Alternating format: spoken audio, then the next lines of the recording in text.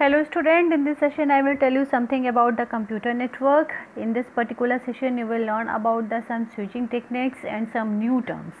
Now starting with the computer network, first of all you should know that how the internet came into the existence, means what is the story behind the internet.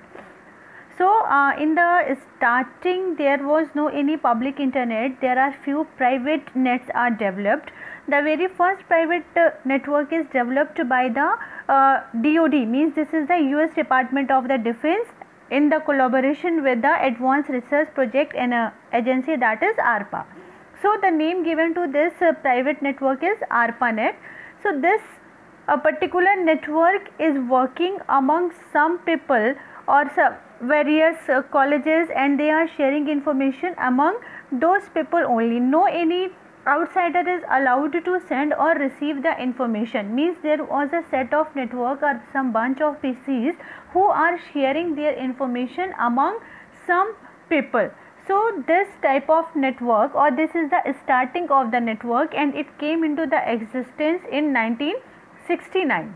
So this is the ARPANET was the first private network which came into the existence.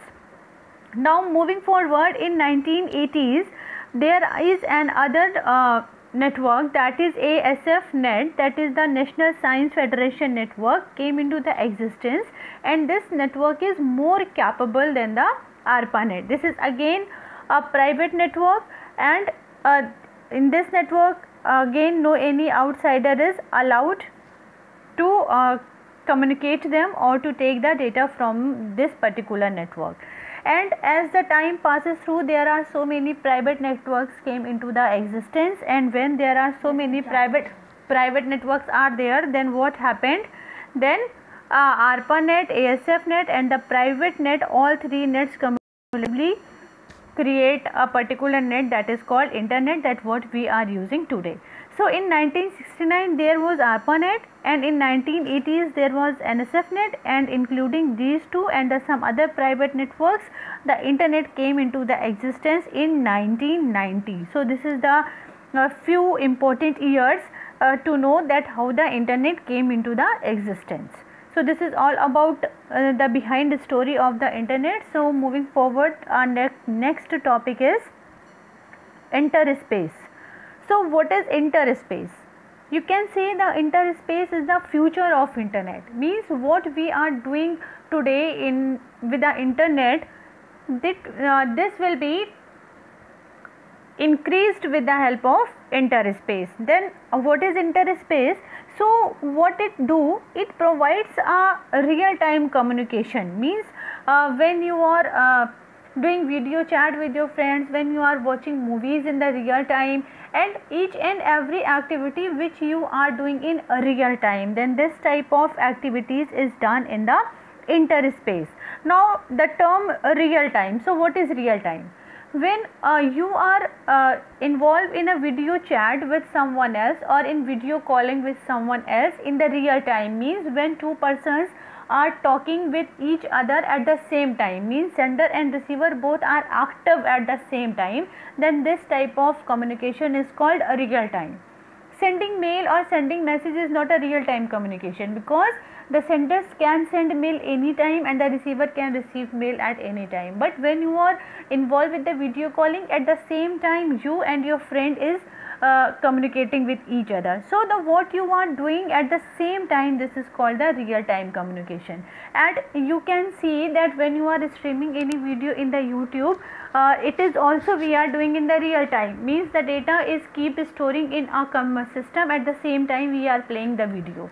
The next time when you will be playing any video in the YouTube, you can see there is a one thin line, it will tell the complete length of the video, and there is another some thick line, a little gray or little white type line.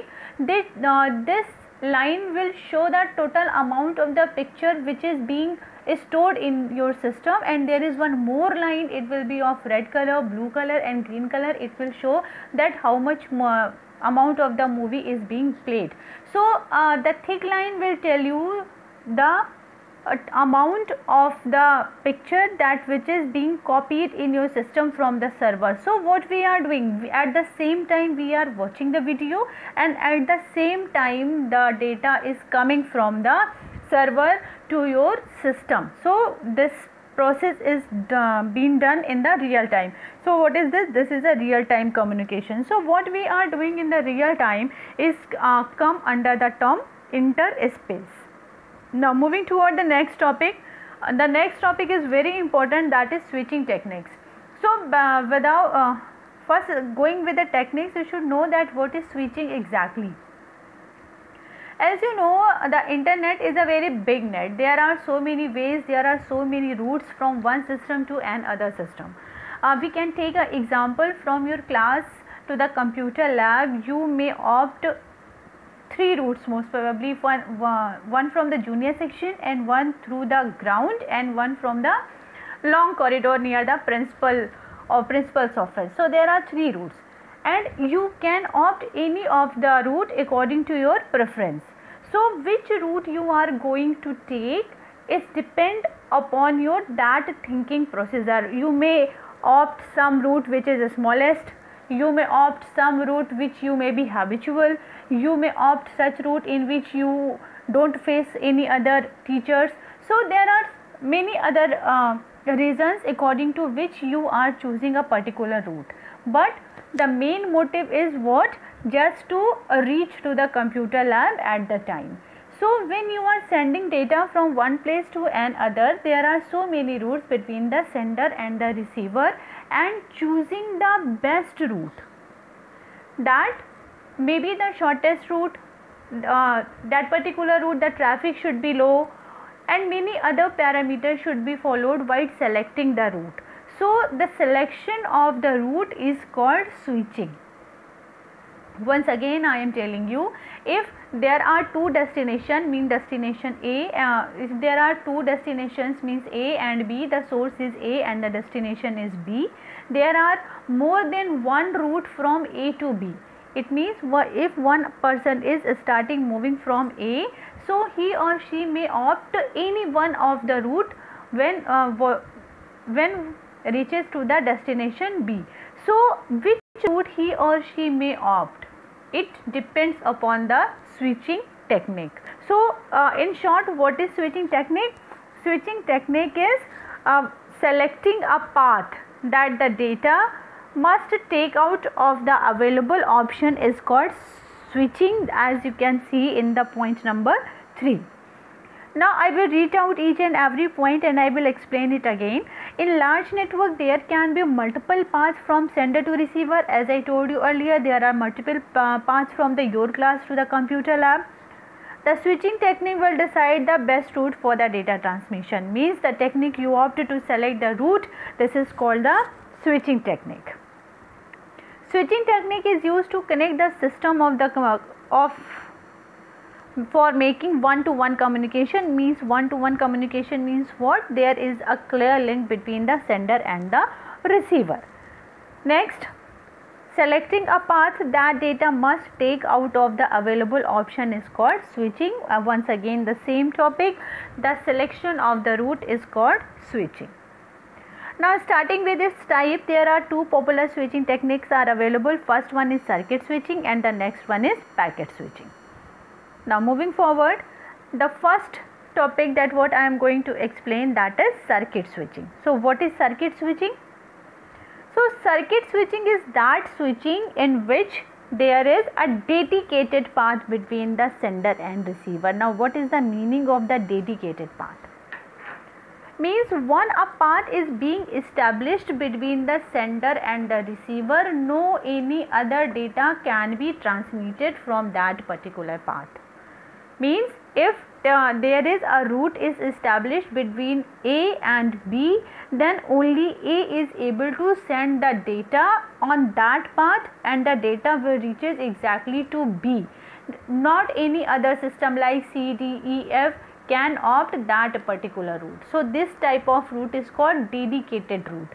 Means you can understand like this, there is a dedicated path from your home to the school, then only you and you only can move on that particular path. No one else is allowed to use the particular road.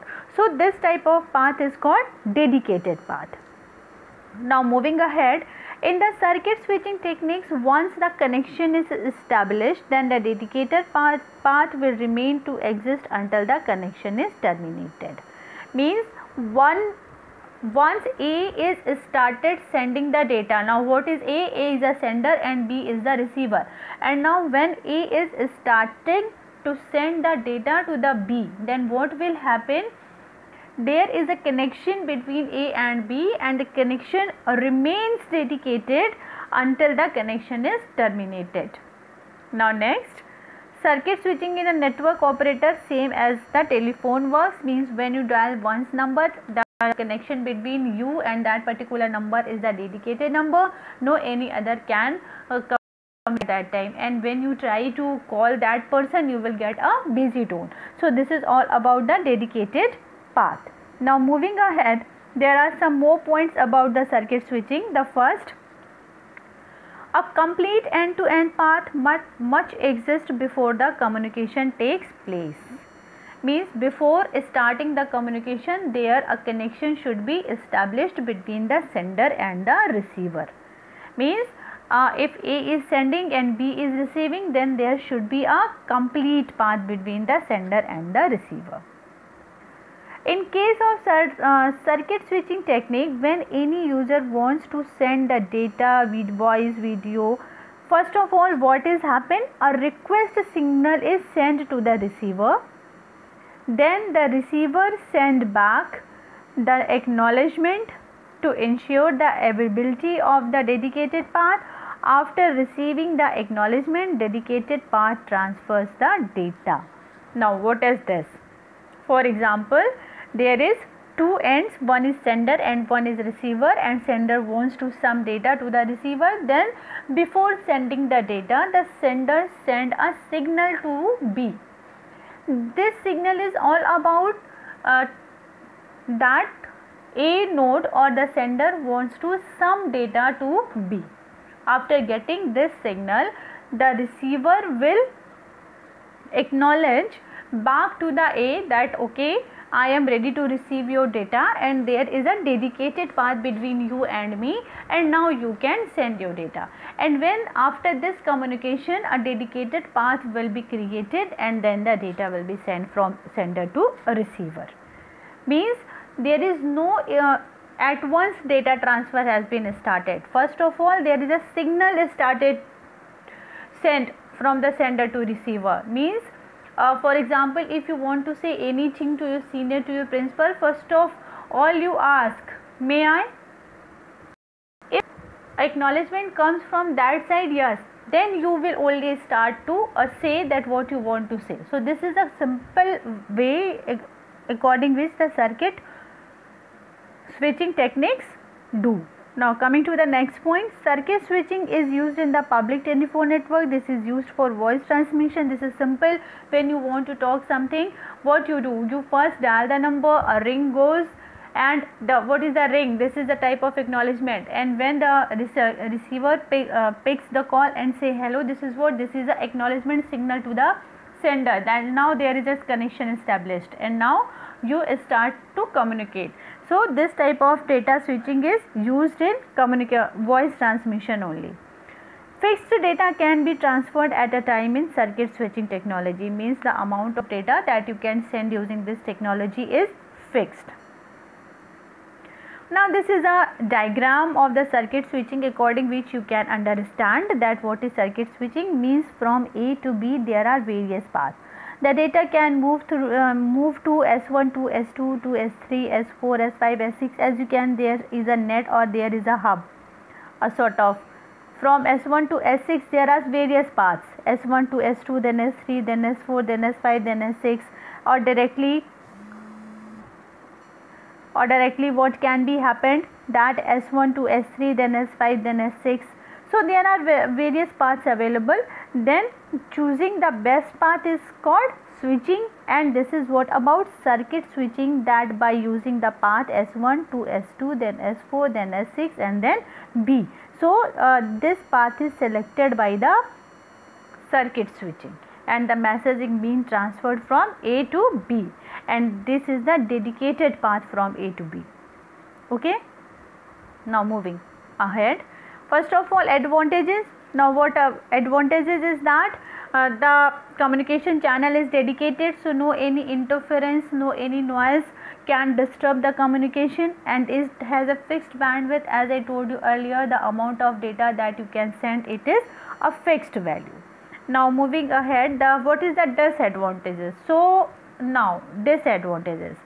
Once the dedicated path is established, the only delay occurs in the speed of data transmission. So if a established path is if a dedicated path is established between the sender and receiver, and if there is no any data communication, then what is going is the path is being idle and the delay, so there is no any traffic between A and B, so the delay is only the speed of the data transmission. Means if the data has to pass from A to B, then this is only the space, there is no any other factors in count. Now next point, it takes a long time to establish a connection across 10 seconds during which no data can be transferred. Means when you trying to establish a connection to the other end, then what will happen, it takes approximately 10 seconds to establish a connection. Means 10 seconds, till 10 seconds you are not able to send the data from one place to another. So in this time there is no any active work has been done. Next, it is more expensive than other switching techniques as the dedicated path is required for each connection. Means if you have to create more than one connection, then every connection should have the dedicated path. So what is this? This is an expensive option. Now moving ahead. Next disadvantage is that it is insufficient to use, because once the path is established and no data is transferred, then the capacity of path is wasted. As I told you earlier, if there is road between your house and the school, and only you are using that particular road, then what is happening? Then this is wastage of the path. So once the dedicated path is and no data is transferred, the capacity of path is wasted. Now next, in this case the connection is dedicated, therefore no other data can be transmitted even if the channel is free, as I told you earlier. For example, as you make a call to anyone and you are not communicating to each other, then what will be happen? There is dedicated path is established and no communication is going on. So what is going on? The channel is keep in use and there is no communication. So the particular time, for the particular time, the data is wasting. So now moving to the next topic, that is packet switching. So now the term packet. So what is packet? In this type of communication, what is done, the data is divided into pieces or into the packets. Means if there is data of 1 MB, 2 MB, it may be divided into packets of 0.55 MB, 4 pieces. So it is easy to transmit the data from one place to another, and each piece is sent individually. Means as you can see in the definition, the packet switching is the switching technique in which the message is sent in one go but is divided into the smaller piece. As I told you earlier, the whole information is divided into the smaller piece and they are sent individually. Means one packet don't have any idea about the other one and the other packet don't have any idea about the third one. Means at the sender end, the data is divided into the smaller piece and they communicated throughout the different routes, and in the end what will be happening, when they reached to the receiver and the packet will be again cumulative in order to make it one. Now moving to the next part, the message is split into the smaller piece known as packets, and the packets are given unique number to identify their order at the receiving end. So what does it mean? It means if you are dividing the information, so there should be a sequence of information. For example, if I am recording this video in the pieces, or I am dividing this video in the pieces, then what will happen? There should be a sequence that if when we are reconnecting the data, there will no any type of disturbance. So when the data is divided into the small piece of packets, each and every packet will assign a unique number. Means when we are recollecting them, there should no any disturbance and data is remain same as it was sent from the sender end. Next, every packet contains some information in header such as source address, destination address and sequence address. Now when the data is divided into the pieces, so each and every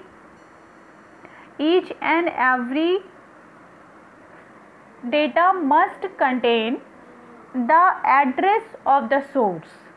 Means when you are sending the data with someone, then the source address is also required and the destination is also required, and the data is divided into the small packets. Then what is going to be happened? Each and every data must have the source address and the destination address and the sequence number. So if the data is divided and every data is sent individually, so each and every data can reach to the destination part. Packet will travel across the network taking the shortest path as possible. As I told you earlier that the time is money. Now next, all the packets are reassembled at the receiving end in the correct order because they all have the sequencing number. If any packet is missing or corrupted, then the message will be sent to resend the message. At the time of recollection, suppose that particular data is divided into the 5 pieces, 1, 2, 3, 4, 5 as they are numbered, and the receiver and what will be happened, the packet number 1, 2, 4 and 5 is received, 3 is not available. So what does it mean? That the data is incomplete or the data is incorrect. So if some kind of case will happen, then what will be done? The data will be sent again to the receiver end. And if the correct data of the packet is reached, then the acknowledgement message will be sent. And if the data is received at the receiver ends in the same manner, in the proper manner, then what will be happen? A acknowledgement message will be sent that the data is received at the receiver end. Now this is the picture of the packet switching. In this example, you will see that there is a information at the sender end, means at the A end 1, 2, 3, 4. So what is this? This is the small packets in which the information is divided 1, 2, 3, 4, and each and every packet means 1, 2, 3, 4. Each and every packet must have the source address, destination address and the packet. So if each and every pieces will communicate from the different routes, so they will be collected at the receiver end and again reassembled.